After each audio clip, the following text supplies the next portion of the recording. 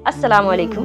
हम सभी जानते हैं कि जिसका ईमान जितना मजबूत होगी उसकी आजमाइश उतनी ज़्यादा होती है। तो दोस्तों, एक मरतबा का वाक़या है कि फ़िरौन के महल के एक बांदी ने हज़रत मूसा अलैहिस्सलाम का कलमा पढ़ लिया था, मतलब इस्लाम कबूल कर ली। तो बांदी को फ़िरौन के सामने बुलाया गया। फ़िरौन ने कहा, देखो तेरे सामने दो रास्ते हैं, या इस्लाम को छोड़ दे या मुझे खुदा मान ले, नहीं तो मैं तेरे दोनों बेटियों को खौलते हुए गर्म तेल में डाल दूंगा। और ये जो बात बोला गया था, फ़िरौन ने बोला था किसको? लौंडी को, गुलाम को।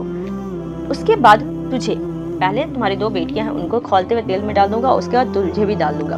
तो बांदी ने फ़िरौन से कहा, ये तो मेरे दो बेटियां हैं, अगर अल्लाह ने हमें 100 बेटियां भी दी होती तो वो भी अल्लाह के राह में कुर्बान कर देती। माशाल्लाह, क्या ईमान है। उनकी बेटियां गरम तेल में डाल दी गई। उनकी भी जो बेटी थी दो, उनको गरम तेल में डाल दी गई, खौलती हुई गरम तेल में। वे गरम तेल के ऊपर आ गई, लेकिन एक आंसू का कतरा अपने आंखों से निकलने नहीं दिया।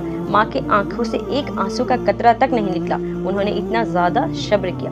अल्लाह की शान देखिए कि माँ की आंखों से आंख का जो पर्दा होता है वो हटा दिया, तो माँ ने अपनी बेटी के रूह को जिस्म से निकलते देखा, जो कह रही थी, बेटी की क्या कह रही थी? माँ, थोड़ी देर का सब्र, जन्नत तैयार है। अल्लाह को पा लिया तो सब कुछ पा लिया, और अल्लाह को खो दिया तो सब कुछ खो दिया।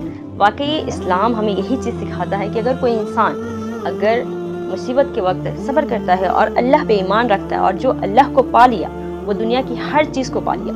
और जो इंसान दुनिया की चीज़ों के बनिस्बत दुनिया की चीज़ों को पसंद करता है और अल्लाह को छोड़ देता है, तो वो ना सिर्फ अल्लाह को छोड़ता है, वो दुनिया की हर चीज़ को खो देता है। उसे इस दुनिया की चमक धमक लगती है कि हाँ वो इस दुनिया को पा लिया, लेकिन बेशक ये चीज़ नहीं है। हमें चाहिए कि हम लोग अल्लाह की राह को, अल्लाह को पाले। दुनिया की चीज़ तो फ़ानी है, आज नहीं तो कल चले जाएगी। और जिस इंसान की जितनी ज़्यादा आजमाइश होती है, उससे इंसान का ईमान अल्हम्दुलिल्लाह उतना ही स्ट्रॉन्ग होता है। तो अल्लाह से हमें और आपको कनेक्शन बनाना चाहिए, और इंशाल्लाह इस तरह की वीडियो सुनना चाहिए, ताकि हमारा ईमान क्या हो, मजबूत हो।